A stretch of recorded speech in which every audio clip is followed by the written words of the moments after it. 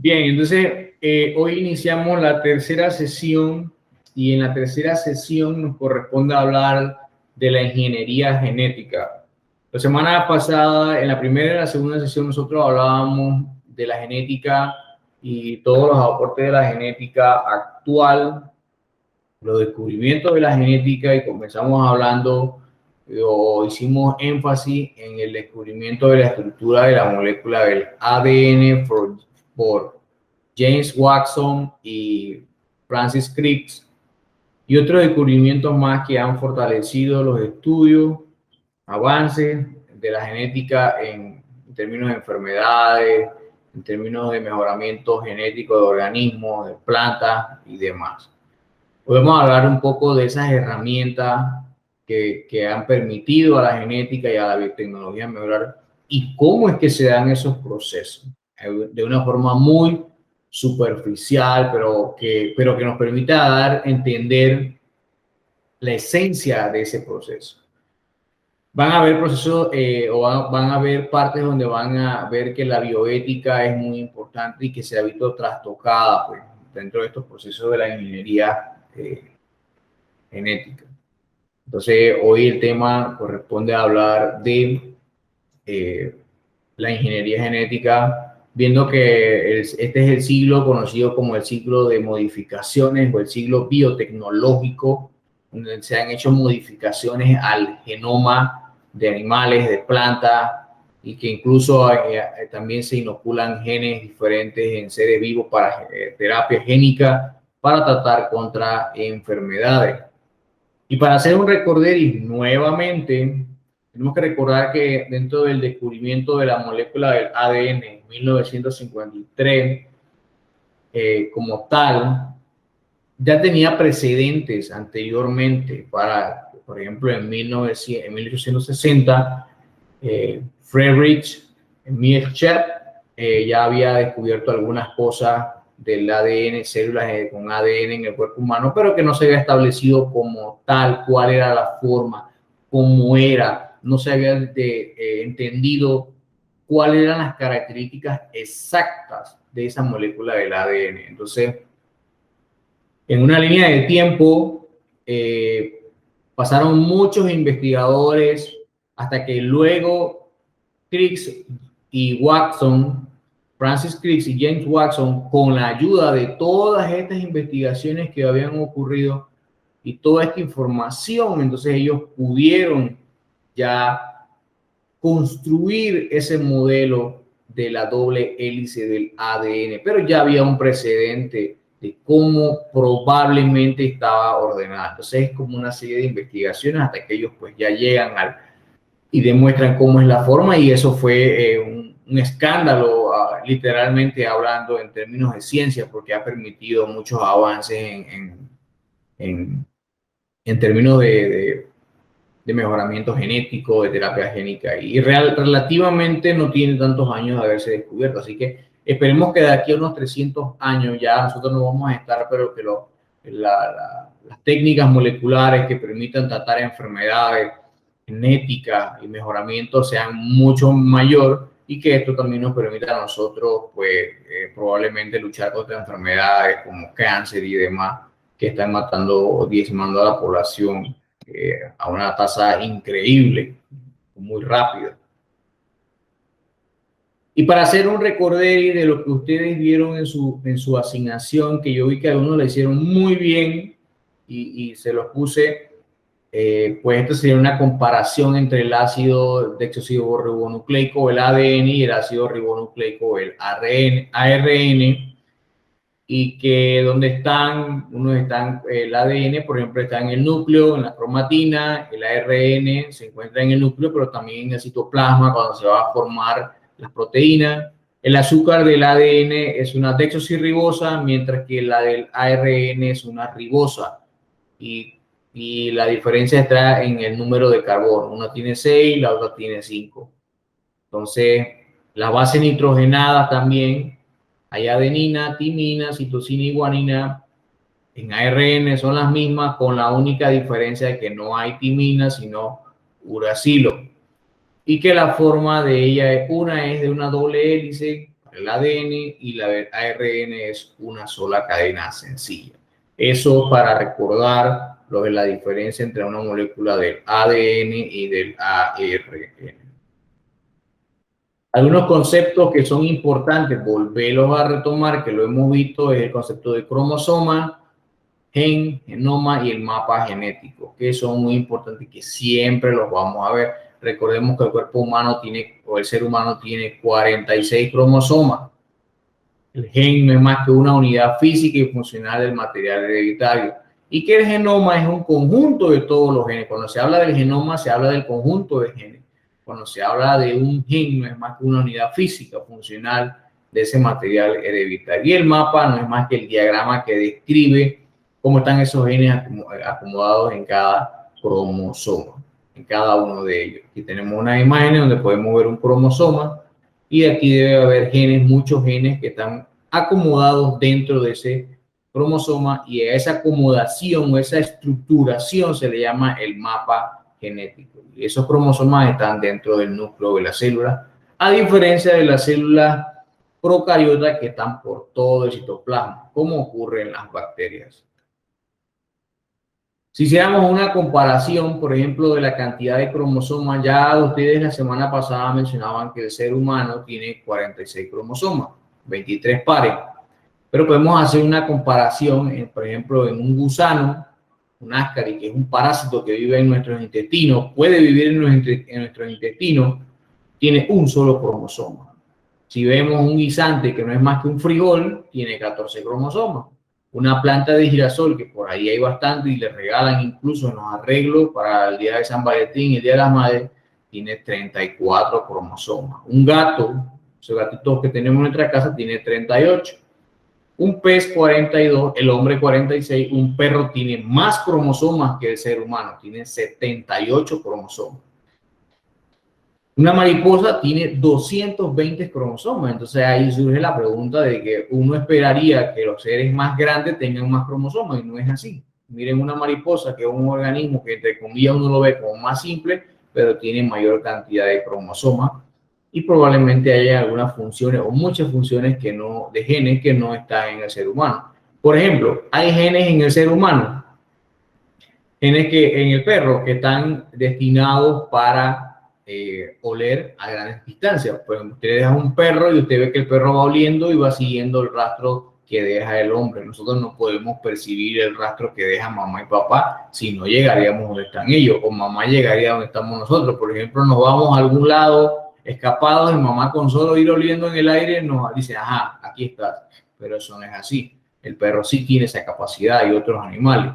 Entonces, una planta también tiene como la Ophioglossum, que es una planta primitiva, muy antigua, tiene 600 cromosomas.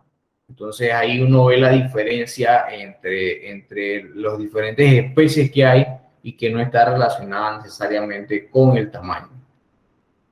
¿Alguna pregunta hasta aquí? ¿Sí me escuchan? Sí, pero ¿Preguntas hasta aquí? no. Ok. Entonces aparece la ingeniería genética, que no es más que técnicas de modificaciones de esas características hereditarias. Es decir, yo puedo cambiar, modificar, alterar con técnicas, modificar características que no tiene, pero que yo las quiero, o hacer terapia genética también para tratar de reducir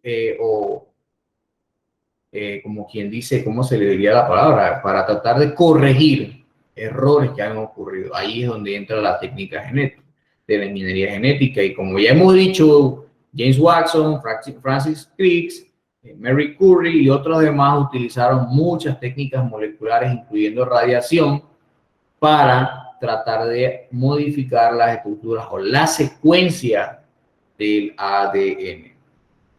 Tengo una línea de tiempo que trata de ver cómo se ha utilizado la biología molecular, cómo ha funcionado, los usos que se le ha dado, no es nueva. Luego del descubrimiento de la estructura del ADN, comenzaron enseguida los estudios para tratar de deducir el código genético, para tratar de aislar diferentes enzimas en bacterias, en virus, en hongos, utilizar virus y utilizar otras cosas más para luego hasta el 2000 entonces se hace un borrador del genoma humano y se puede entender dónde está ubicado cada gen y cada gen cuál es su función dentro del ser humano y en base a eso poder entender, ok, si hay una persona que tiene una enfermedad génica porque, por ejemplo, no produce suficiente insulina y el gen responsable de la producción de insulina es el gen X, ¿cómo podemos hacer una terapia génica para corregir eso y quitarlo o agregarle un gen que sí le permita producir insulina?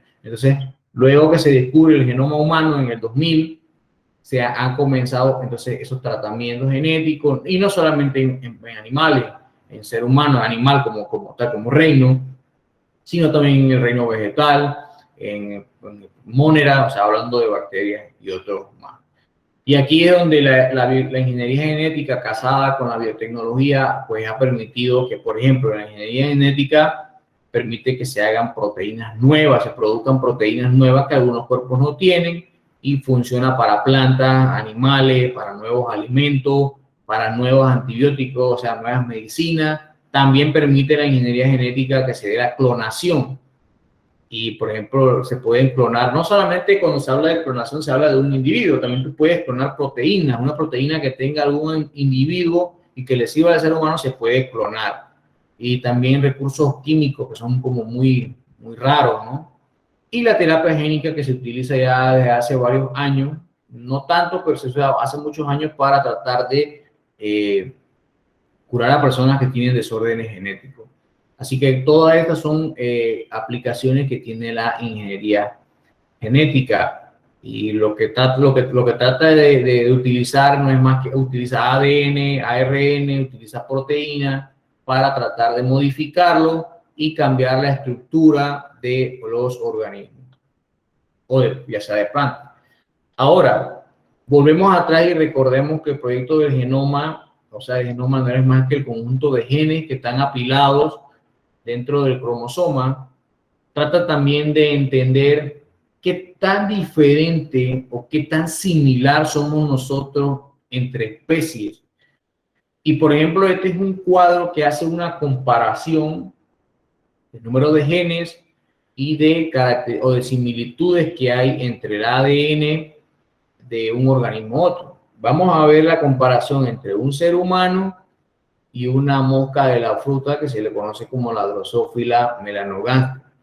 La Drosophila melanogaster tiene 13.000 genes y tiene una similitud del 60% con el ser humano que tiene 30.000 genes. O sea, genéticamente tenemos una similitud del 60%. Surge la pregunta, ¿cómo una mosca puede ser genéticamente tan similar a un ser humano? Si somos fenotípicamente, es decir, nos vemos muy diferentes, pero genéticamente eso se respalda con la evolución, con lo que hablaba de Charles Darwin, que un organismo más básico fue originando a uno más, entonces probablemente más especializado.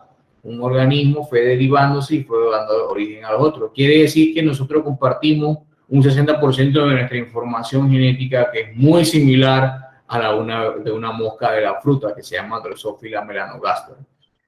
Luego vamos a la comparación entre un organismo todavía más primitivo, un gusano, y ese gusano tiene 19.000 genes, nosotros tenemos 30.000 y vemos que comparte con nosotros un porcentaje te parece más o menos, tiene un porcentaje ahí del 20% solamente de similitud con la secuencia genómica humana.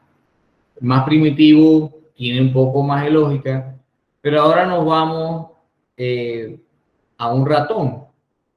Un ratón tiene una similitud de un 70% en base a la secuencia de genes. Pero miren cuántos genes tiene un ratón, 30.000 genes. ¿Cuántos tenemos nosotros? 30.000 también. Aún así hay diferencia, aunque sea la misma cantidad, son diferentes los genes. y tenemos un porcentaje de similitud del 70%. Y es increíble que un ratón tenga un porcentaje de similitud del 70% con los genes del ser humano. Entonces quiere decir que ese otro 30% hace la diferencia porque somos fenotípicamente, es decir, nos vemos muy diferentes y tenemos estructuras diferentes. Y vamos al punto crítico que todo el mundo por ahí habla, el mono y el ser humano. Se hizo un estudio y se encontró que el mono y el ser humano comparten el 95% de similitud. Tenemos la misma cantidad de genes y compartimos, o sea, de esos 30.000 genes que tienen ambos, el 95% son los mismos. Solo 5% son diferentes. Somos iguales en el 95% de los genes a los chimpancés, a los monos.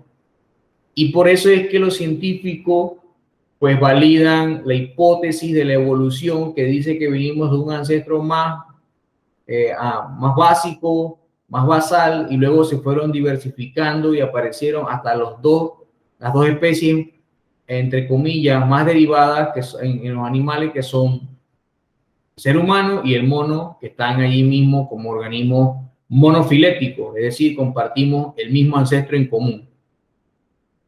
Y por eso es que, pues, que por evidencia genómica, por evidencia de ingeniería genética, cuando estudias los genes del ser humano y del mono, te das cuenta que el 95% son los mismos, solamente el 5% son diferentes.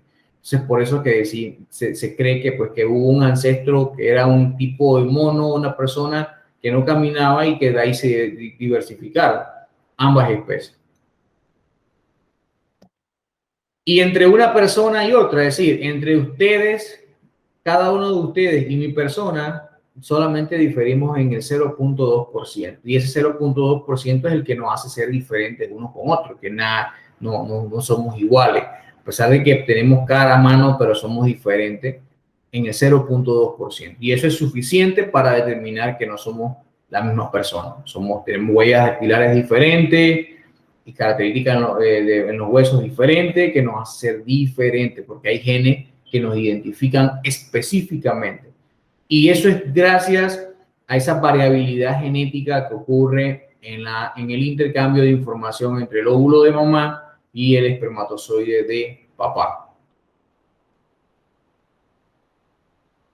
Esta es otra comparación también de los genomas para ver y comparar, ¿no?, la cantidad de cromosomas que hay entre individuos, por ejemplo, entre un ratón, entre un pez, un mosquito de la malaria, ahí, por ejemplo, tenemos un chorro de mar, una mosca de la fruta que ya la hemos visto, una lombriz intestinal y una bacteria, por ejemplo, si queremos comparar nuevamente las diferencias que hay entre ambas organismos en su cantidad de cromosomas que tienen.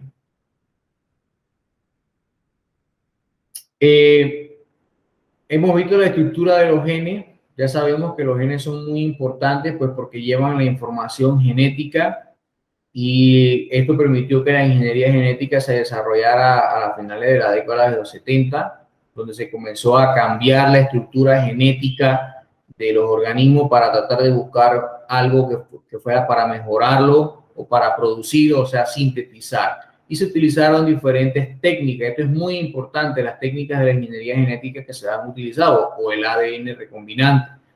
Una de esas técnicas se llama enzima de restricción, la otra se llama ADN ligasa. Esto tiene que tenerlo en cuenta para el mensual. Otras técnicas son de vectores, de plásmidos, de marcadores genéticos, de PCR, ADN, sondas de ADN, síntesis genética, gen electroforesis y secuencias de ADN. Esto generalmente no se da mucho en los colegios, pero es importante conocerlo, cada una de ellas, porque luego, si tienen pensado estudiar algo relacionado que incluya biotecnología, ingeniería genética, lo van a volver a ver a fondo. Yo solamente se las estoy mencionando cuáles son esas técnicas que utiliza la ingeniería genética. ¿Y esto para qué es importante? Bueno, esto es para entender cada una de las cosas que ustedes se comen cuando dicen envasado con probióticos mejorados genéticamente.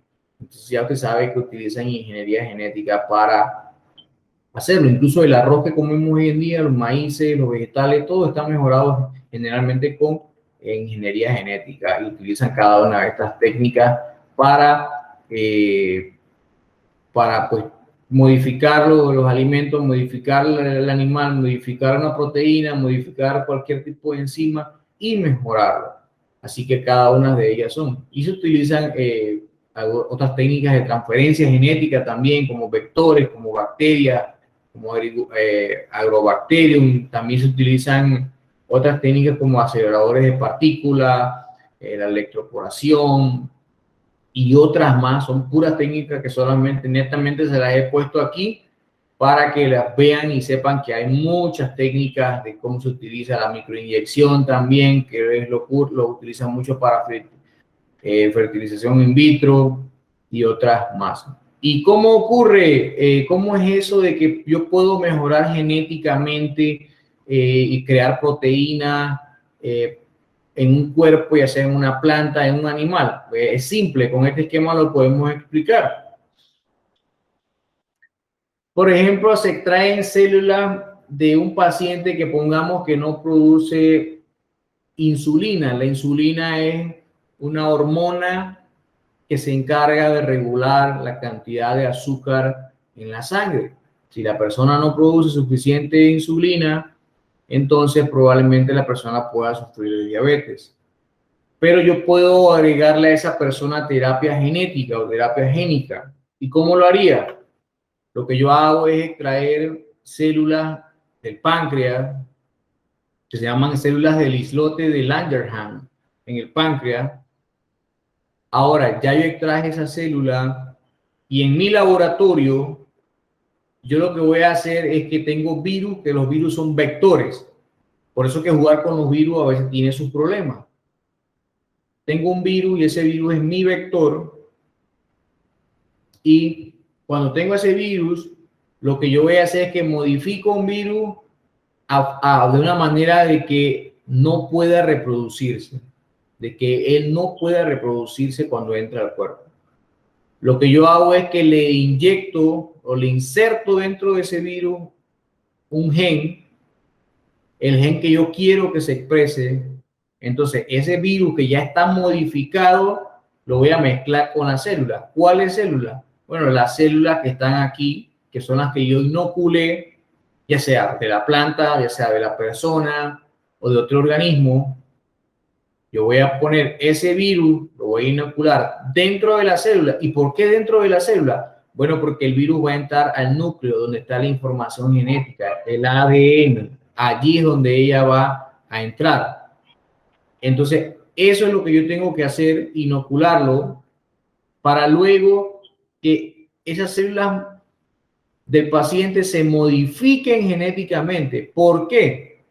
Porque el virus que lleva el gen que yo quiero ya se inoculó dentro de la célula del paciente. ¿Qué voy a obtener? Células modificadas que se inyectan entonces al paciente, y esas células modificadas genéticamente van a producir la proteína o en este caso la hormona deseada.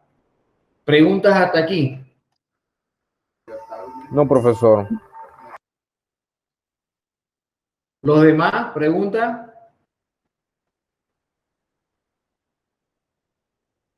No, profe. No, profe. ¿Todo claro hasta aquí? ¿Sí? ¿Todo claro? Sí, todo claro, profesor.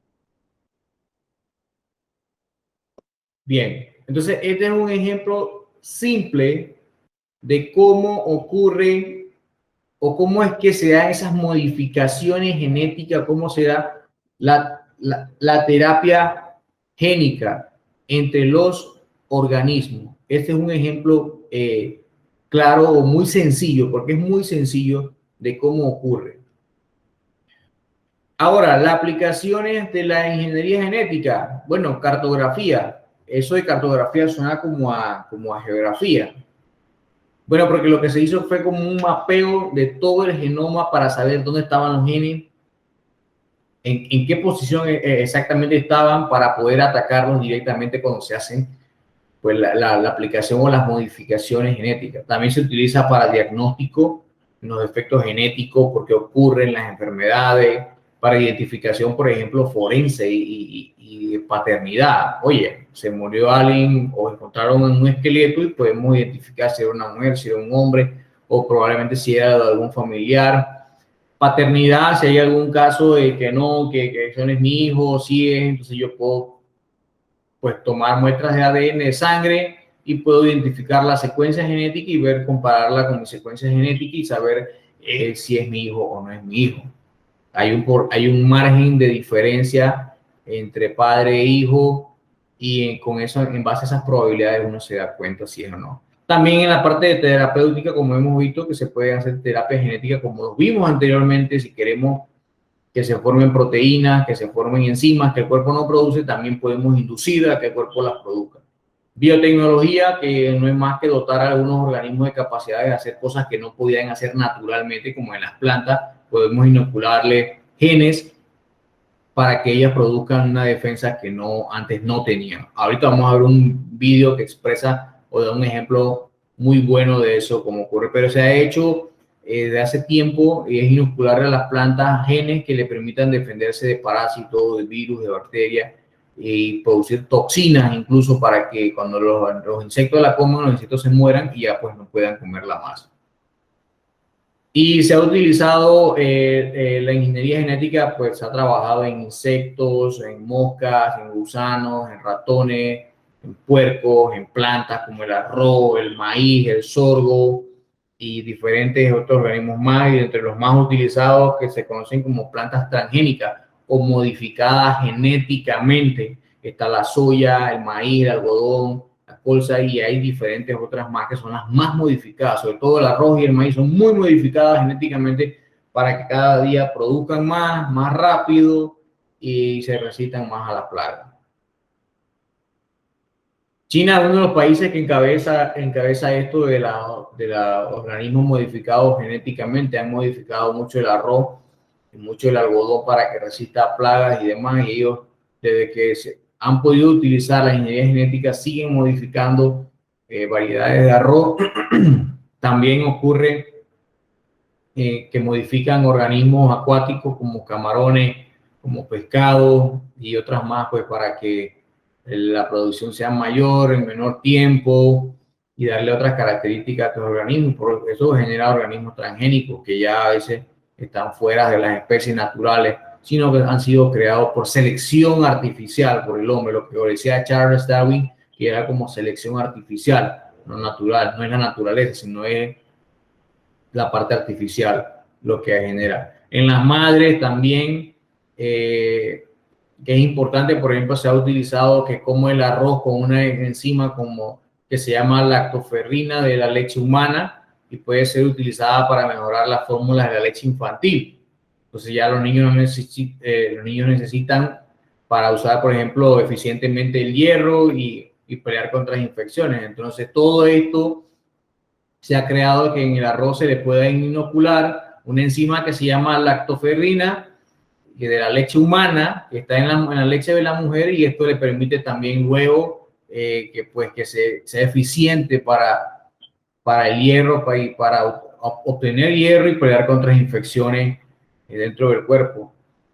Otro ejemplo es el arroz dorado, que tiene beta-caroteno, que tiene genes que se le llaman como narciso y Ewinia urobea, pigmentos que transforman, por ejemplo, la vitamina A al ser ingerido.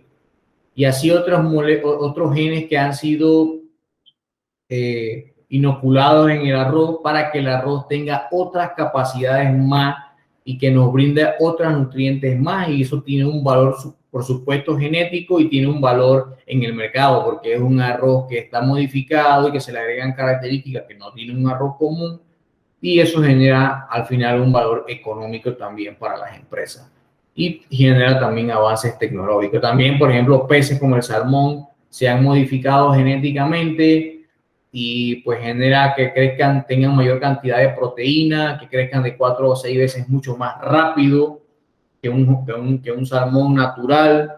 y eso también genera pues ganancias económicas porque crece más rápido, pero a la vez tiene más proteínas y la persona lo consume más porque el contenido proteínico es mayor. Las vacas lecheras también se han modificado pues para que tengan mayor contenido de proteínas, pues, sobre todo en Nueva Zelanda y estos países de la parte nórdica donde se le ha modificado para que la cantidad de proteínas que se produce en la leche sea mayor, y eso también genera un costo un incremento en los costos de ganancia, pues porque tienes una leche de mejor calidad. Entonces ahí es donde la ingeniería genética, con todos los análisis que hemos visto, ha generado esas ganancias.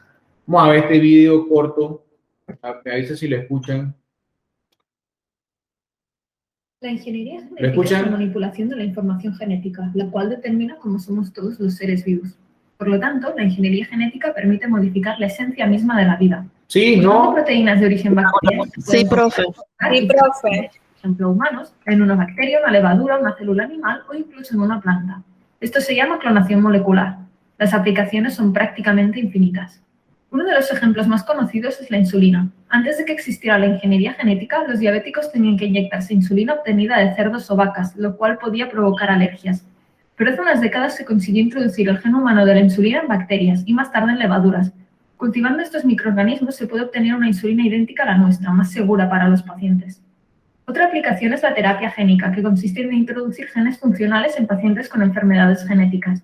Normalmente esto se hace utilizando virus modificados para que no provoquen enfermedades. Se mete el gen correcto en el virus y este se encarga de introducirlo en las células del paciente.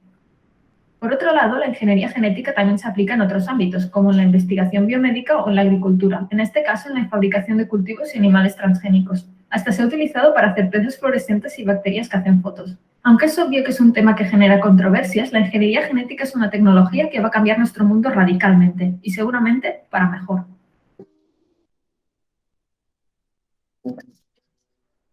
Muchos de nuestros achaques tienen un origen genético. Dolencias como la hemofilia o algunas enfermedades minoritarias se deben a la ausencia o al mal funcionamiento de un único gen. Pero en otros casos, como por ejemplo la diabetes, las causas son complejas, ya que combinan la acción de varios genes con nuestro entorno y nuestros hábitos de vida. En cualquier caso, si lográramos sustituir alguno de esos genes anómalos por uno funcional, podríamos paliar los síntomas o incluso llegar a revertir ciertas enfermedades. Alguien con hemofilia, por ejemplo, carece de una proteína implicada en la coagulación de la sangre. A estas personas les falta el gen que contiene las instrucciones para fabricar esa proteína o bien poseen una variante defectuosa de dicho gen. Si consiguiéramos reemplazar el gen erróneo por el correcto en células de un órgano como el hígado, estas podrían fabricar la proteína y verterla en la sangre, con lo que se solventarían los problemas de coagulación. Precisamente este es el objetivo de la terapia génica: introducir en la célula un gen que reemplace al que está defectuoso o ausente. Un tratamiento en el que en lugar de fármacos se administran genes. Eso se consigue gracias a un vector, un vehículo encargado de transportar el gen terapéutico hasta las células de destino. Existen múltiples vectores. Unos de los más comunes son los virus, agentes que insertan su material genético en las células que infectan.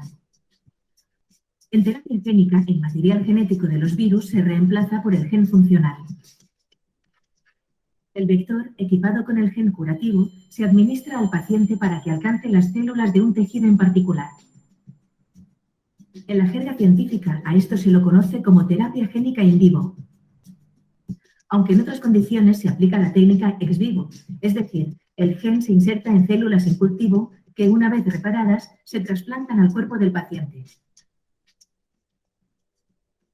En cualquier caso, al alcanzar las células del destino, los virus les introducen el gen beneficioso y las incitan a fabricar la proteína deseada. Cada célula tiene un núcleo, dentro del cual se encuentra el genoma, el libro de instrucciones para el desarrollo y el funcionamiento de cada organismo. El genoma está formado por el ADN. Los genes son una pequeña parte del ADN y contienen la información necesaria para desarrollar ciertas funciones específicas de los organismos. De todas maneras, de la mayor parte del ADN se conoce muy poco. Pero ahora hablemos de cómo se hace un cultivo transgénico. Aquí tenemos unas células de maíz que serán modificadas genéticamente con la incorporación de un gen que proviene de una bacteria, el Bacillus thuringiensis, una bacteria que es tóxica para algunos gusanos que afectan el maíz. Manos a la obra. Seleccionemos el gen de la bacteria que nos interesa para construir el maíz BT. Una vez localizado, hará falta aislarlo. Para insertar este gen aislado dentro de una célula de maíz, nos harán falta unos ayudantes. Primero necesitamos un vector, el soporte del transgen. Después, un promotor que active el transgen de la bacteria y además un marcador que nos diga qué células lo han adquirido. Hacemos copias de este paquete y las recubrimos con una microbala de oro. Con una pistola de genes disparamos las microbalas sobre las células de maíz. En realidad, muy pocas veces se consigue introducir el transgen de la bacteria dentro del núcleo de las células de maíz. Y cuando esto pasa, el transgen entraría a formar parte del genoma de la planta. De todas formas, este método no es muy preciso, ya que no controlamos dónde ha ido a parar exactamente el transgen. Puede que se introduzca en medio de uno de los genes de maíz, o también puede pasar que se separe, se disperse y rompa otras conexiones genéticas. Reproducimos la célula de maíz con la nueva toxina incorporada. Hacemos crecer estas plantas modificadas genéticamente en el laboratorio y su grano será la semilla transgénica que sembraremos en el campo. De esta forma, todas las células del maíz serán tóxicas para el gusano barrenador, que morirá al digerir la toxina.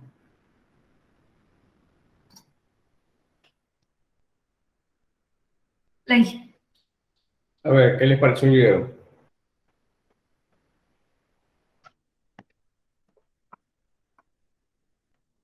Se fueron, durmieron. Ya estamos, profe. Se ve cómo modifican, se ve muy interesante cómo modifican y introducen como un mismo virus al cuerpo para que contrarrestre como hay enfermedades y cosas así. Como lo hicieron con los bananos, que han ido modificándolo para ciertas moscas y plagas. Claro, sí. Así es que básicamente se hace cuando quieres tratar de producir una defensa de algo, incluso en la vacuna también se pueden inducir con bacterias, o se pueden utilizar virus también como vehículos, son los vehículos de transporte.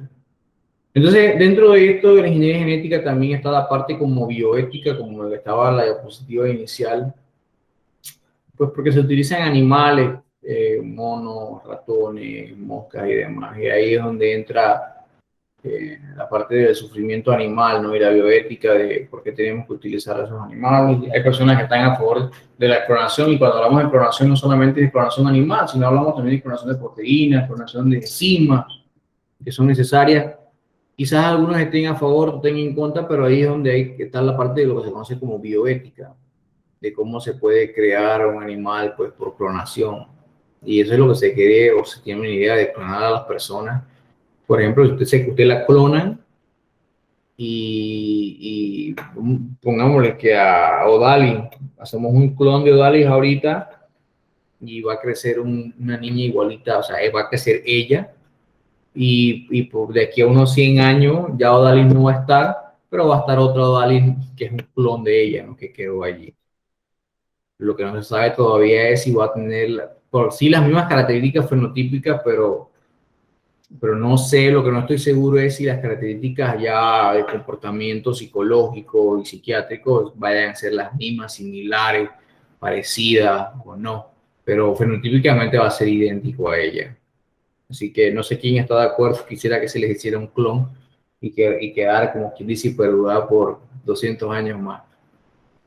¿Qué opinan ustedes? ¿Están de acuerdo con la clonación, sí o no?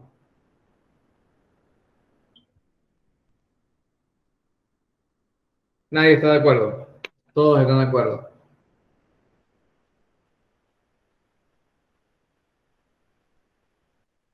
Se durmieron. Vamos a empezar asistencia de nuevo. Se durmieron.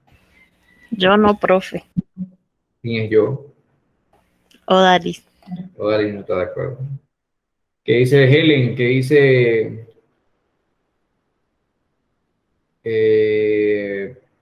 quién más? Helen, Laritza, Juan Carlos.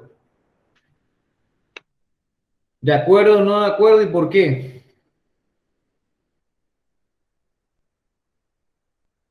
Se fue Helen, se fue Laritza también. Profe, en la clonación humana no tanto, pero en animales o como usted dijo, que no solo en personas o animales, sino en las células o otros organismos, pues. Claro. Pero no tanto humano porque, ejemplo, una clonación de mí, ¿para qué yo quiero otra persona igual que yo? O sea, no va a ser lo mismo. Me refiero a cómo soy, mis características no Sí, pues, físicas, no mentales y eso, pues. Si no va a vivir la misma vida que yo, que la que viví, entonces no va a ser igual. ok. ¿Qué dice Laritza? Profe, yo digo que la clonación estaría bien como más para, como por ejemplo, ahorita mismo como animales que están en peligro de extinción, como dice usted que también podía haber clonaciones de órganos, ya sea para ayudar a otras personas, pero en sí el ser humano completamente como que no debería ser para que todos tuviéramos como un ciclo de vida, el ciclo de vida que debemos marcar. Claro, si no, imagínense la sobrepoblación que hubiera, entonces nadie, si todo el mundo quiere como dijo Helen, no tiene como lógica porque igual no serías tú mismo, sería como, sí, una copia tuya, pero no va a hacer las mismas cosas. Y probablemente psicológicamente, psiquiátricamente, socialmente se comporte de diferentes maneras. El problema es que entonces habría una sobrepoblación, ¿no? Porque todo el mundo querría como clonarse y me imagino que las entidades millonarias y todo el poder querrían mantener, sí, así sería una locura. Y como lo dijo, no sé quién habló, creo que era Juan Carlos, eh, pues hay que seguir el ciclo, lastimosamente hay que seguir nuestro ciclo y el ciclo es que tenemos que crecer, desarrollarnos y luego reproducirnos y luego morir para dar paso a otros más. Así que, sí. ¿Qué dicen los demás? Nada.